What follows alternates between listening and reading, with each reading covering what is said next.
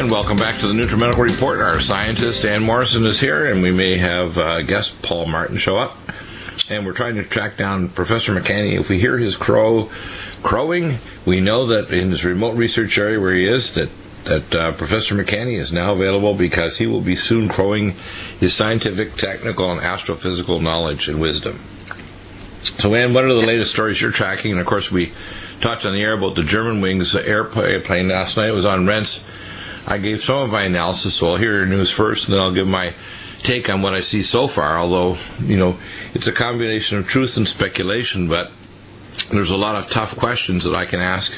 As I say, I like to ask AXE questions because of my Israeli, and I'm talking about real Israeli, and mainly Viking Celtic background. I like to ask questions, not ask questions, because some of these questions literally put the person who is not responding. Why do the governments not say that they could remotely have taken over the planes? And how could someone who, quote, may have in the blogosphere saying he may have turned Muslim, how could they knock it back into the cockpit? And then apparently he was able to block it from doing so. There's a lot of tough questions here when I know that Global Hawk and these other long-distance guidance systems can take over an aircraft that's been so-called taken over by a terrorist. This was put in after the 1970s. So in the early 80s, in Boeing Aerospace, as well as the AIRBUS, all these aircraft could be remotely flown, because all the pilots do in these planes is to literally take off and land, and even those, they have specific sequences that can be literally semi-automated. Once the airplane is locked on with what's called the inertial guidance system and remotely tracked by satellites, they know exactly if the plane is on track and following the so-called highways in the sky. So this idea that somehow somebody can just grab the controls, lock the door, and then drive it into a mountain, they're asking us to believe that, Pinocchio doesn't lie. Well, yeah. I think that this brings a whole new mindset to what security means. I mean, you don't expect the leaders to crash a plane. You don't expect the pilots to crash a plane. Well, you have to ask a question of why would the powers that be allow this kind of event to happen? There's three main areas I've already mentioned. Why was the plane not remotely taken control of? Why were there not security measures to have a way to get back in the cockpit? Why was the plane not automatically able to literally send an alert signal out to the powers that be that it should be remotely taken over when it's being tested out the same day to make sure it was mechanically in perfect working condition, so it wasn't falling out of the sky because of mechanical failure. It was falling out of the sky because it was being driven there either by the pilot or by remote control. So literally, maybe the pilot wasn't the one in control of driving it into the mountain.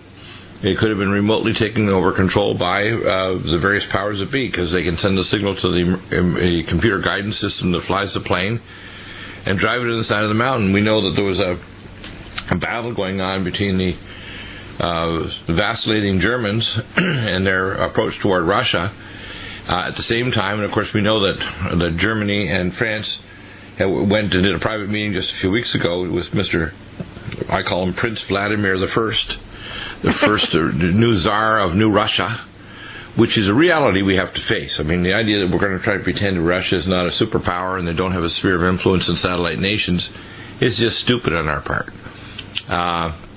Russia deserves respect. If you respect them and you deal with them in an honest and forthright fashion, as they're now becoming a Christian nation, we can probably fix things up. But if you try to bully them around, remember they are a combination of Vikings and Mongols. Bad idea to pick a fight with them, because they're going to take us out, and they're the only nation that can completely squash us like a bug without even yawning before morning breakfast. And for us to try to pretend that the Russians should be not treated with respect.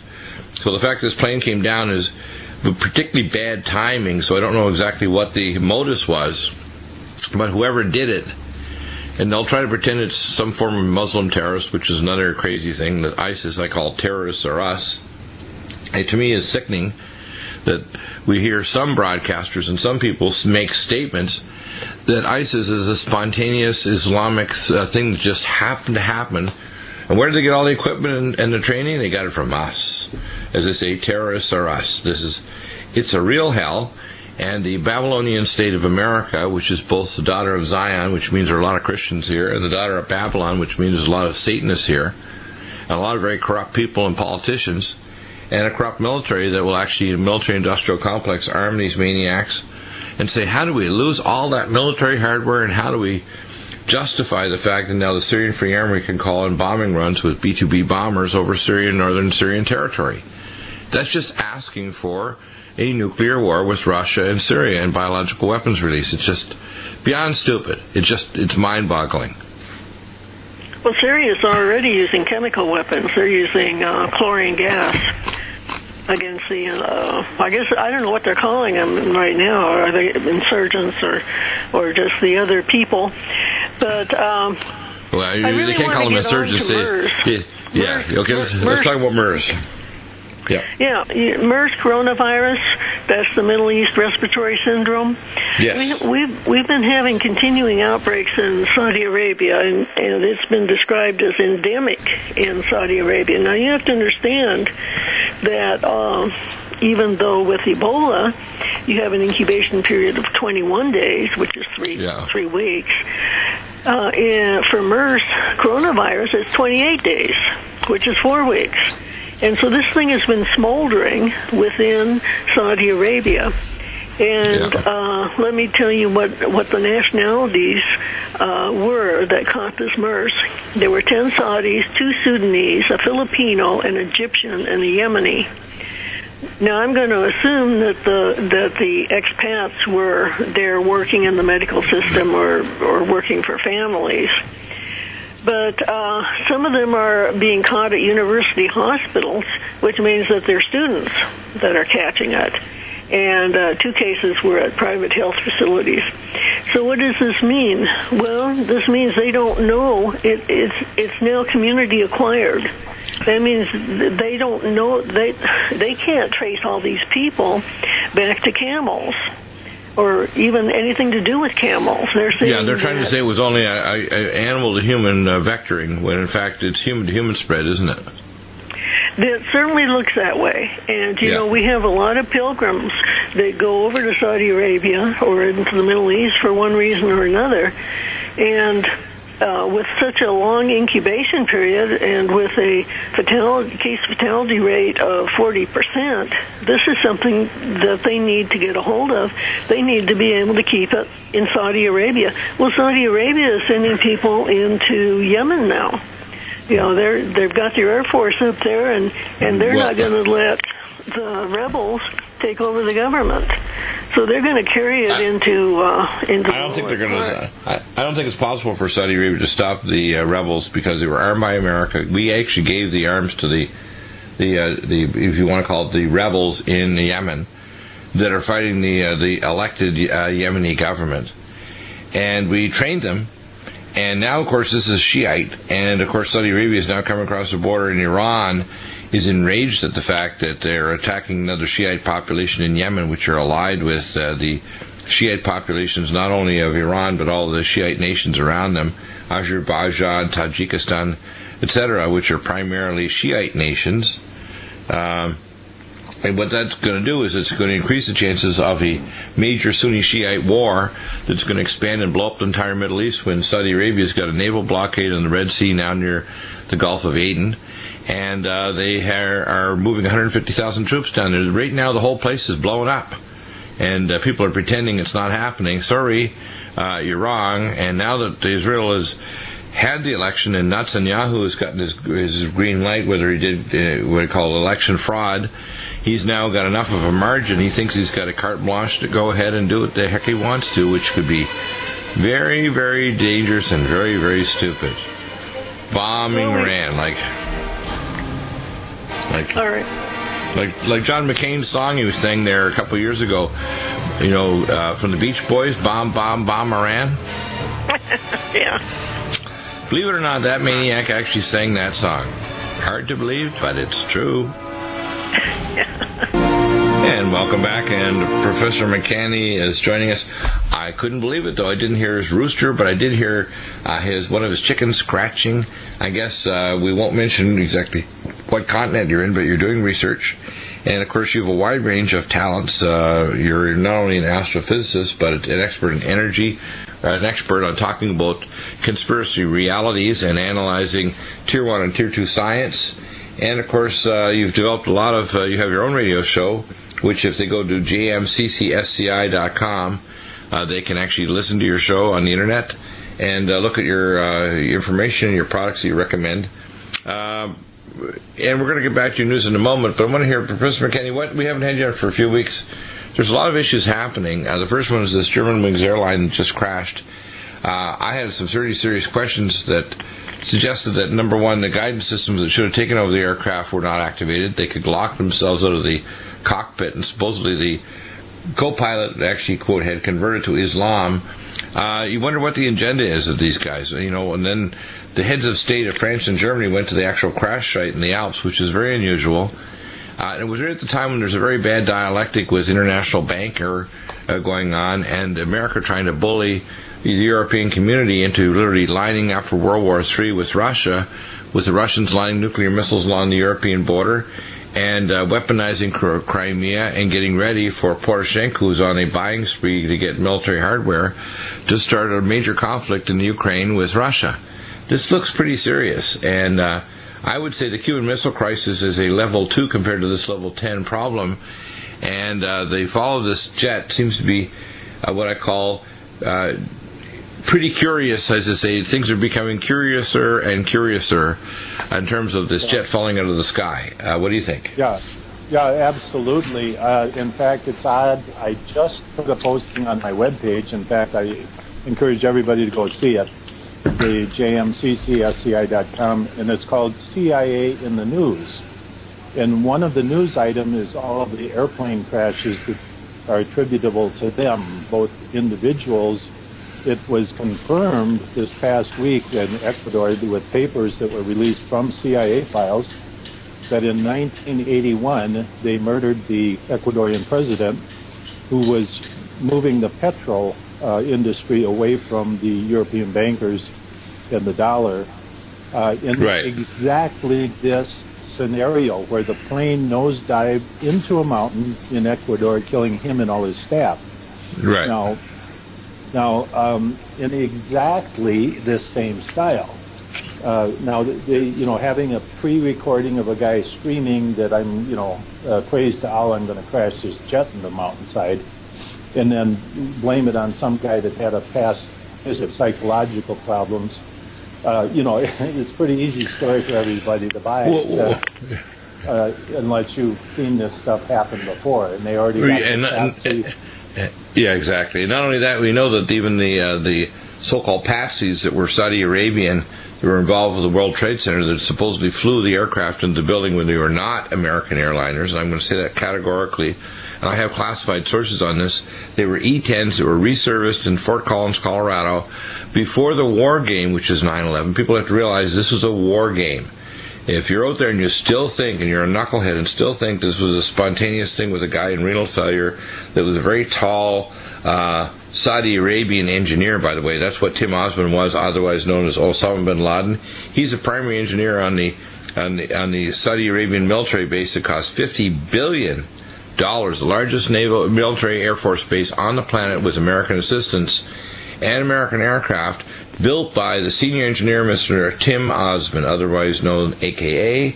Osama bin Laden, head of the Mujahideen, trained by the CIA, and of course a CIA operative during that time of the war with the Russians in Afghanistan. So people need to start kind of connecting the dots here and realize what's really going on, what's the subtext, what's the actual questions, why did this happen, why are the heads of state visiting the crash site, and how come the aircraft wasn't taken over in control, how come they couldn't get back in the cockpit? I mean, I can't tell you that they didn't stick a chair up against the door to prevent the pilot from getting back in. You can guarantee that this co-pilot and this plane didn't fall into the sky because of mechanical failure, just has been tested that day. So, to me, this looks very, very suspicious. Yeah, exactly, in traditional CIA style. For example, one thing that they would do is that they would, and this is what happened to the Ecuador plane. I've researched this quite a bit. They used to do this in the MENA, the Iran-Contra days. Right. When they wanted to get rid of a pilot, they'd send them up and they would fix the gas gauge so it looked full, but they'd have like a dribble of gas enough to get up in the air a couple thousand feet or whatever. Or in this case, they knew the flight plan, enough gas to get it up over the mountains, and then without gas, not many planes are going to fly far. Right. And so this is a standard old CIA trick to do in airplanes. So now the question is the motivation. Why are they doing it? And you're already right on target when you see that France was moving away. The political upheaval in France today is incredible. Oh yeah. And I want to add that I believe it was the president of Israel told the people in France, the Jews in France, he says, get out. It's not safe for you anymore. And he wasn't telling them to get out because there was something going to happen to them from the people of France.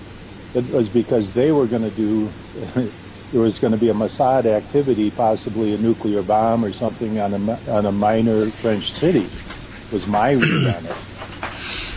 Yeah, but also what's going on is, here's the sequence of events that I expect could happen, I hope it doesn't, is that now that Netanyahu, and that's like what I call him, Netanyahu, decides to, although Obama's pretending on the one hand, because he's had what I call a broken bromance with Netanyahu, they have a love-hate relationship. On the one hand, he gives them tanker bombers and equipment so they can do the long-range attack on the Iranian Bushehr reactor, and on the other hand, he's having this hissy fit that he wasn't going to come and speak to Congress and present things. Now, yes, Netanyahu is crazy, but all the hawks, including both the hawk Democrats and primarily hawk Republicans, they want a great big Middle Eastern war. That's why they're training and arming, for example, even the rebels in Yemen, because they want to have Saudi Arabia fighting the Yemenis. They want the Iranians to bomb the heck out of Saudi Arabia. They want to have these conflicts that actually will drive the price of oil over $200 a barrel and close off the Strait of Hormuz and the Red Sea blockade that's going on right today. 150,000 troops from Saudi Arabia moving down to Yemen. The whole place is blowing up, not tomorrow, not next week, not next month or next year, right now. And people need to grasp that the fact that this plane happened is pretty serious business. Something really bad is afoot, as I say, in the twilight zone. Darkness has enveloped the land. The full moon is shining. The wolves are howling. The owls are hooting. And something dark and evil is coming. That's what's going on. So glad we've almost made it. So sad they had to fade it. Everybody wants to. And welcome back. Let's hear from Ann for a minute and get some more news. We haven't talked about MERS or any other major news reports you're following in before we get back to Professor McCanny. Yeah, well, the Ministry of Health website in Saudi Arabia is no longer going to provide any information on the history of pre-existing comorbidities or possible contact with confirmed cases in the healthcare environment, or whether there's a history of animal exposure. And so they're becoming more opaque, and we're not going to get that kind of information that has been very helpful in us determining that the people that were catching this were catching it, well, they call it community acquired. You just get it, and they can't tell where you get it from. Well, you mentioned before the show that there are a couple of new changes in the Black Sea. There's a version of H5N1 that's now moving up there to kill people besides Egypt. There's also other versions of the flu virus popping up that are showing they're obviously vectored by birds, literally in every continent except Antarctica now. So what we're seeing is the rise of what I call mega plagues, and they're coming. We're seeing, 1347 was just a warm-up for what's coming. The Black Death of the 1347 Middle Ages. What's coming is going to be considerably worse. There will be multiple plagues of multiple pathogens vectored and probably tweaked by the forces of darkness to make sure they have plausible deniability that this was a spontaneous recombination, when in fact they're tweaking it to make sure that the only way they can bring a new world order is to have collaboration and cooperation of the public to a form of medical and biological martial law. That's what's coming. Well, it's very dangerous to have found this H5N1. Now, this would be the Eurasian version, not the Americas version, because it probably came out from Egypt or was carried up there. Normally, we have seen a 40% case fatality rate in Egypt from H5N1 Eurasian. And now if we find it in Romania, they found it in wild birds. And how did they know? Well, because a bunch of wild birds died, and they went and they tested them, and they had the H5N1 Eurasian version. Well, if that gets into the public, even the public that doesn't have anything to do with poultry production, then you can expect the same results that you got in Egypt. That is a 40% case fatality rate. And Now, in fact, people need to understand that. it also has a 40% case fatality rate. Now, I worked with the FBI and CDC with Operation Top Off under Reserve Admiral John Hughes in the late 90s, and we did radiological and biological terrorism simulations as well. And what we discovered is if you had anything like the 1918 flu, 2 to 5% case fatality rate in America, it would shut down everything within a matter of weeks. We did a war game simulation on the NOAA computers in Boulder, where we brought in on the war game computer simulation a virus coming in of a version of polio virus or and other biological weapons, and we realized that if you had certain we call medical parameters for the incubation period and the ratio of spread or infectivity, that it would literally spread to 90 plus nations in 90 days. So these things can happen very quickly. People need to realize the governments of the world are getting ready for this global cataclysm, and I can't tell you what will happen, but there's lots of warning signs that the WHO and the United Nations now have treaties with every nation on the planet to literally take over every national military and every national healthcare system on the planet as soon as an international worldwide super plague exceeding a 5% case fatality rate. And all of these are multiples of that. So if you have 40% case fatality rate, everybody will be completely cooperative with even dangerous or stupid vaccines, tagging or tracking everybody. So if you're an outside, you're an enemy combatant, you're going to have to be proven that you've quote, received a toxic and dangerous vaccine, or you've been cleared that you're able to actually be out in the public. It's very dangerous, isn't it? Absolutely, it's dangerous. And I still tell people, I say maintain social distancing, the 6 feet. If you're talking to somebody, stand at least 6 feet away from them. You may have to speak a little louder, but it's better than catching something that they might have. Yes, in other words, don't pretend you're Italian and 1 foot from their nose. Yeah. And then, put in a store of PPE, personal protective equipment. Put in some face shields and some gowns, disposable gowns, and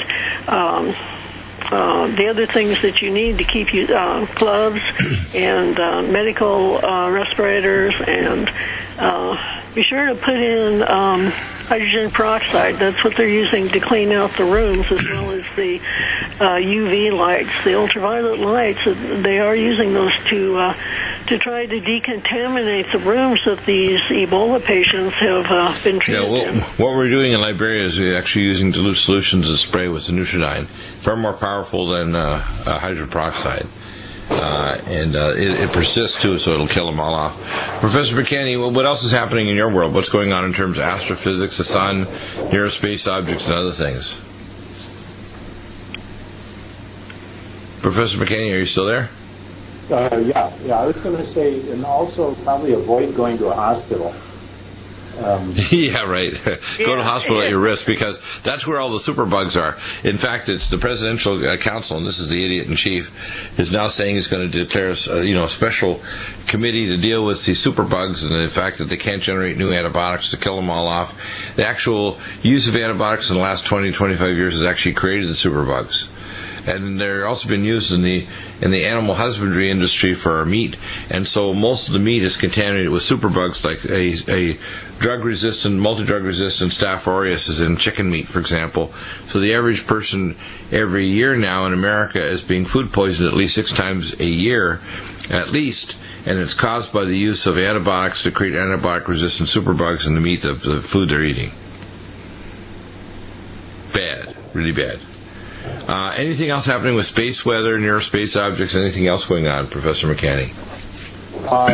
No, Ann, I was going to mention that somebody they said it came from you, and I'm not sure. It was about near-Earth asteroids. And I looked it over, and they categorized some of these as dangerous, but they're really not. And so I don't know if, but these were like, 20 lunar distances nearest approach type of asteroids, which is, 500 meters across, but 20 lunar distances.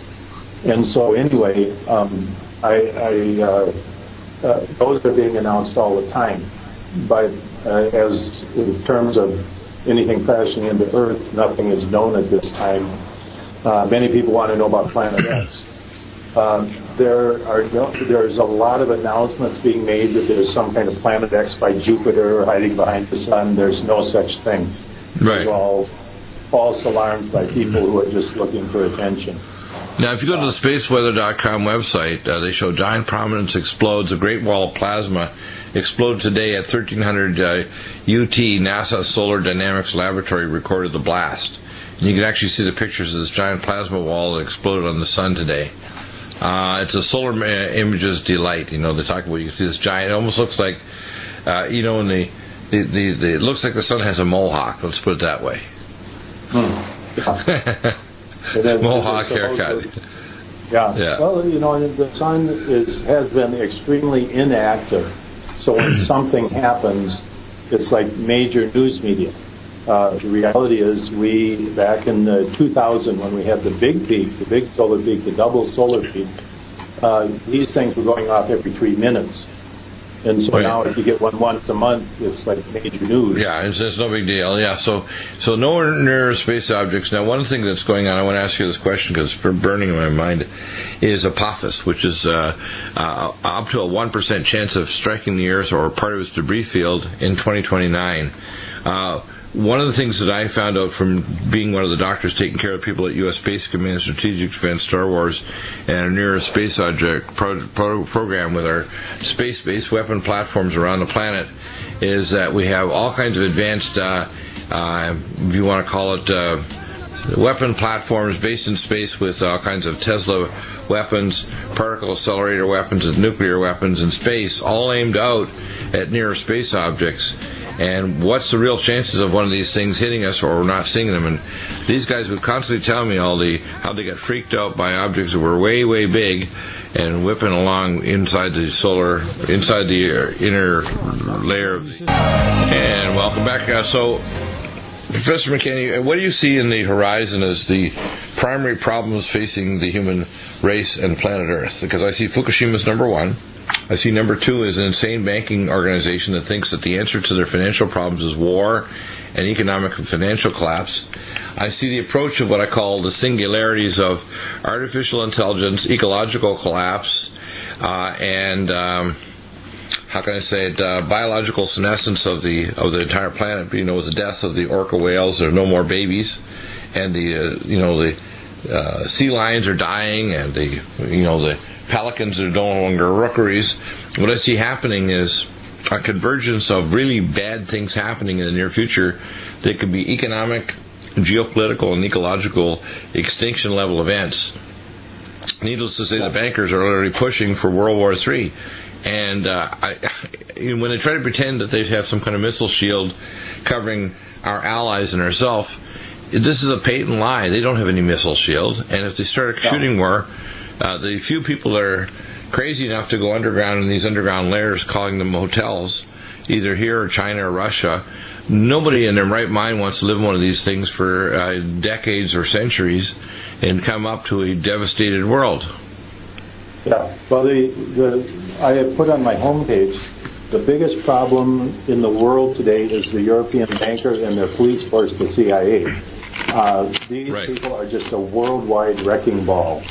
And then the military-industrial complex industry, right now the CIA is reinvesting a lot of their illegal drug money into high-tech. There's a company called InQtel, where they launder their drug money, heroin and cocaine and crack, worldwide and funnel it into high-tech. Google their little search engine which logs information on everybody in the world constantly and tracks everybody in the world, just invested $1 billion openly in SpaceX so that they could get under-the-counter military contracts.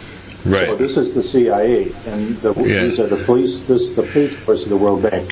They are the most dangerous thing in the world going. I heard there's going to be a name change to Google.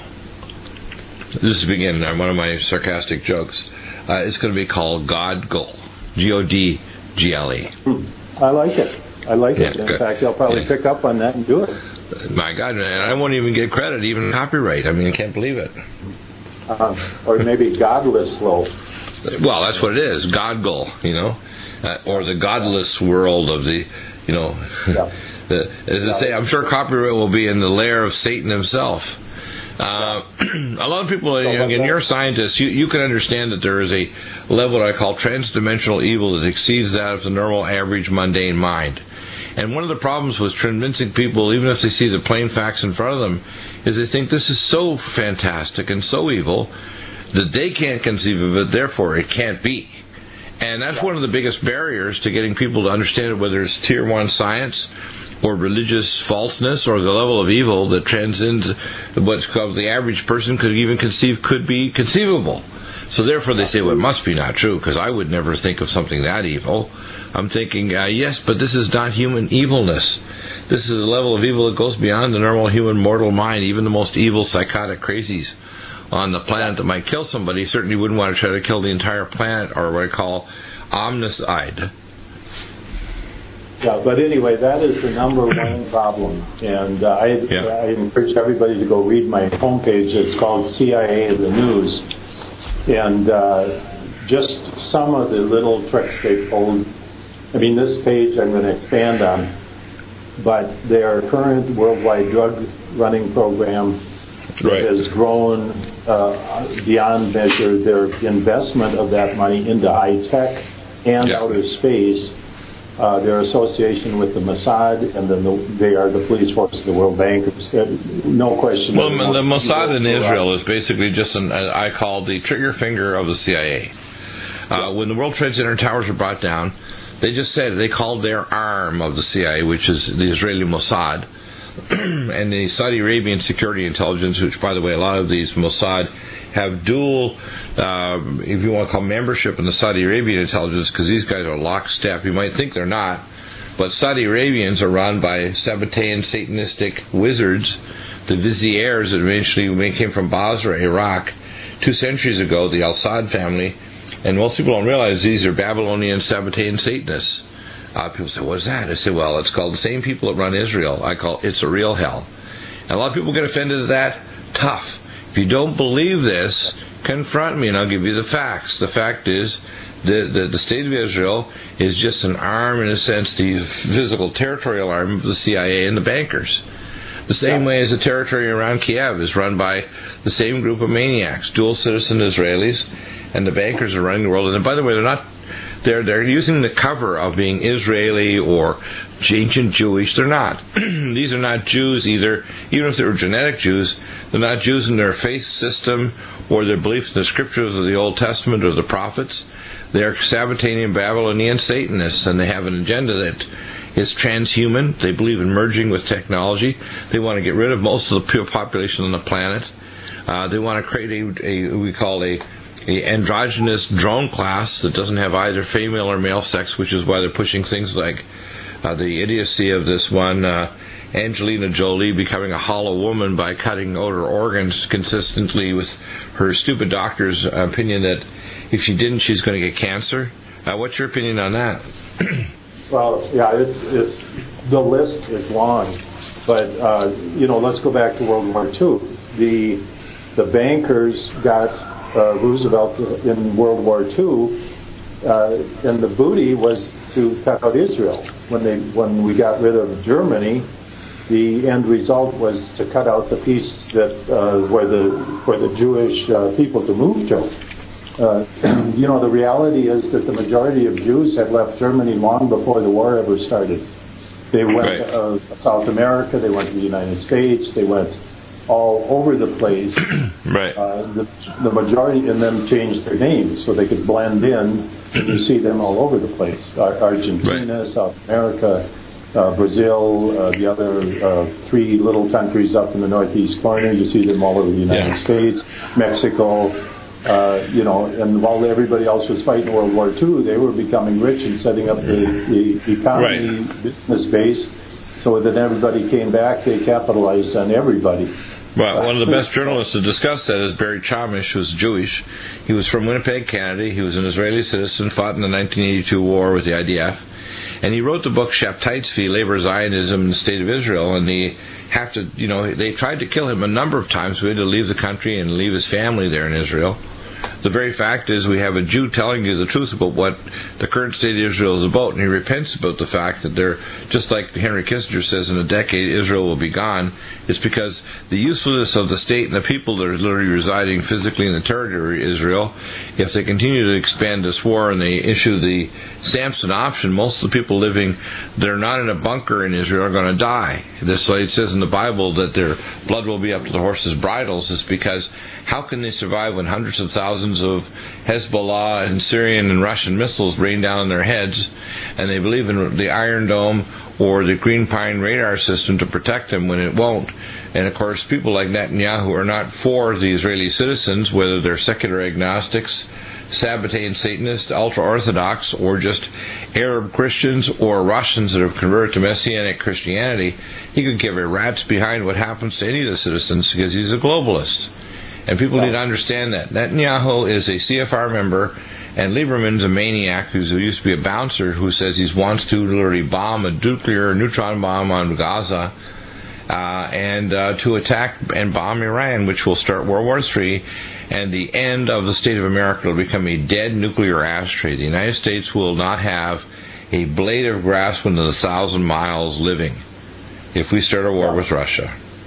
Yeah, it's exactly true. And one day I took a long piece of legal paper and I filled it, actually while I was doing an interview with John Moore when I was on break. The title was, Who are the Jews? And the question is, and I ask this when people confront me or something like that, I say, well, where's your Jewish lineage? I have yet to meet anybody who can tell me. Well, I can tell you my Hebrew lineage because it's right in my family tree. I am a Maronite Christian from Beshkint, which is around Beirut, which are direct blood descendants from Moses, but we're Christians from the 1st century. And most of the people in the state of Israel, 98%, are Khazarians that have no genetic heritage, and neither genetic or spiritual heritage. They've learned from Babylonianism, which is Sabbatean Satanism, and wizardry that has nothing to do with the Bible or the Torah. That's the facts. Yeah, absolutely. Yeah. And this is that's why they create a This is Holly Thomas, Group Vice President